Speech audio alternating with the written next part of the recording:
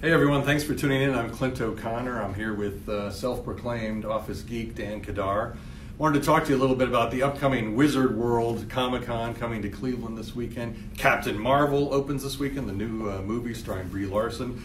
And the Pulse magazine has a cover story about Rubber City Cosplay. Really fun group of people. I hung out with them this past weekend. They will be at Wizard World. They'll have a booth there. Pictures with them are actually free, unlike many of the other folks there where you pay a great deal of money.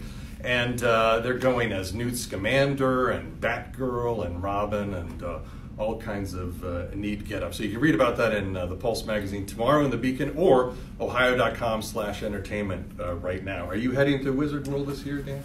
I might. I've never gone, and part of it's so expensive to get in the door. Right. So I might go this year. I'm not one of the people who would go spend $150 extra to get your picture taken. I have friends who do that. No offense to them. I don't need to spend $200 to know what Karen Gillan smells like. So good to know. I might go. I really like the local ones that are like $5 to get into. Right. The local comic book shops are more prevalent at those ones.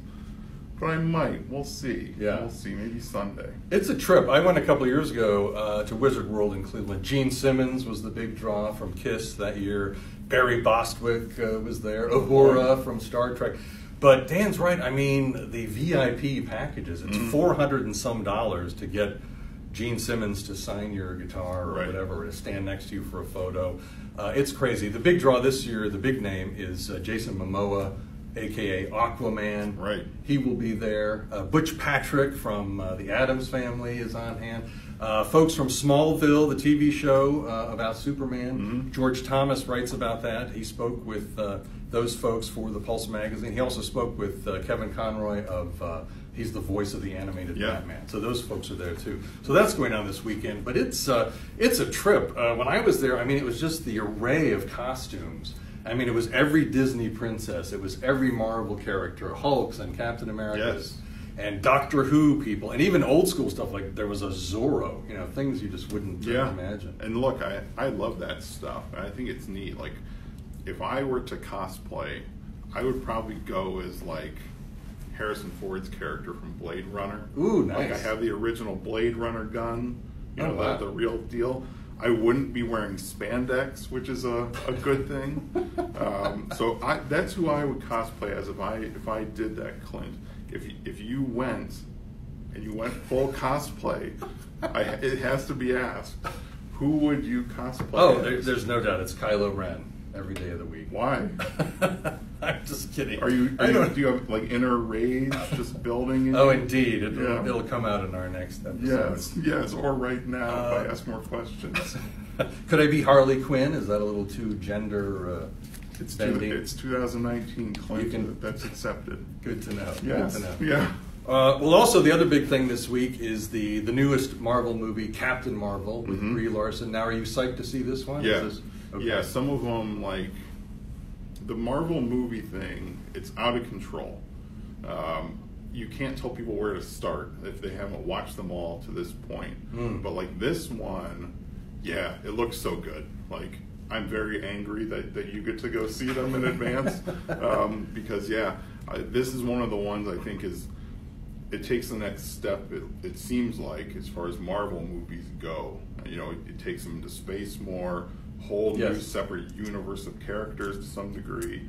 So I'm very much looking forward to this one. Yeah, it's neat. I did see it at a press screening and wrote a review. I liked it. I really enjoyed it. Brie Larson I thought is terrific. Samuel L. Jackson is Nick Fury, but for a change, he's actually in the film. He doesn't just appear at the last minute or in the bonus scenes or whatever. He's got quite a role. And because it's set in 1995, they had to de-age Nick Fury. So it's Samuel L. Jackson, but with all the CGI, it's a much younger version. And in this version, he's got two functioning eyes, hair on his head, so it's a different... But it's fun. And it's funny you mentioned Blade Runner. There's a scene early in the film on a distant planet that looks very Blade Runner-esque. So we'll have to tip our cap to Ridley Scott for that one. I'll take it. And then, of course, this does tie in with the upcoming Avengers Endgame, which comes out at the end of April. I won't give away any spoilers, but they allude to that, and it is kind of a connect the dots thing, so you can play along with that as well. Now, you were talking earlier about maybe are we on superhero overload in terms of movies? Or? I mean, this year we have what? 1, 2, 3, 4, 5, 6, 7, 8 or 9 of these superhero movies. We've had like what, 3, 4 a year, right, across the whole, DC, Marvel, other side universe thing, but never this many. Clint, is this becoming too much? I mean, we're looking at March 9th, like April 5th, April 12th, April again, and then the summer stuff. Is this too much?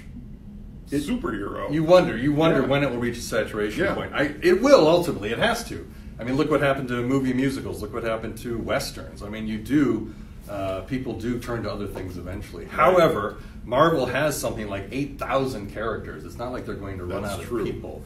They may run out of plots and origin story techniques, but yes, I mean, it has to reach that point. But when that is, I wish I could tell you. I wish I could go to Las Vegas and bet money on it. I don't know.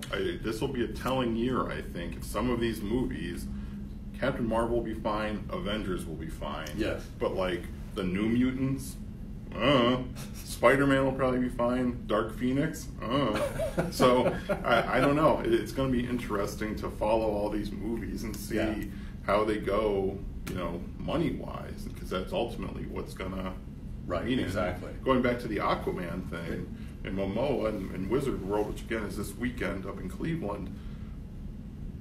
I didn't see that movie. My friends did, and they said it was terrible, but it did huge money worldwide. Right. Maybe not as they often do. Right. Yeah. So I don't know. Maybe they're here forever. Of all of these upcoming this year, what are you the most excited about? Joker, because it's so different. Okay. It's completely different. It looks different so far based on like the releases we've seen picture-wise. So that Hellboy, reboot of Hellboy is interesting. I like David Harbour from Stranger Things a whole lot. He was a very weird pick over Ron Perlman again, because I love Ron Perlman in that role. Yes. So I don't know. To me, I think I have to look at it the other way. Which one I want to see the least? Because as a geek, I want to see all of it. Shazam, though, I just think looks really bad. Okay. So, all right. We'll see. You heard it here first, folks. That's right. So you can find those stories, or some of them, in the Pulse magazine tomorrow, and right now on ohio.com/entertainment. Wizard World this weekend in Cleveland. Captain Marvel everywhere, actually starting Thursday night. That's right. Dan, anything else? No. All right. Thanks for tuning in.